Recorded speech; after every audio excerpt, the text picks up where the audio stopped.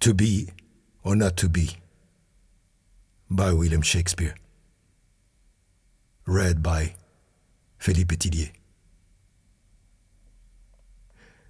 To be or not to be, that is the question.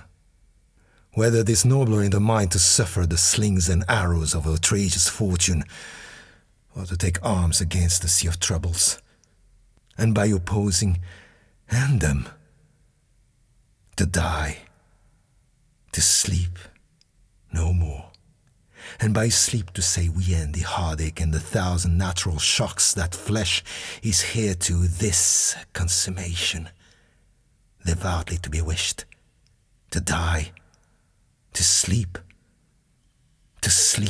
perchance to dream. Hey, that's the rub.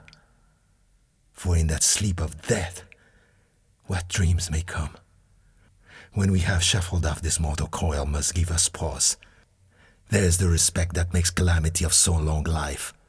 For who would bear the whips and scorns of time, the oppressor's wrong, the proud man's contumely, the pangs of despised love, the law's delay, the insolence of office, and the spurns that patient merit of the unworthy takes, when he himself might his quietus make with a bare bodkin?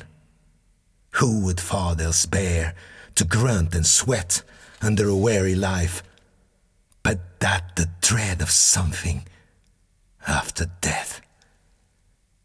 Then discovered country, from whose bourne no traveller returns, puzzles the will, and makes us rather bear those ills we have than fly to others that we know not of.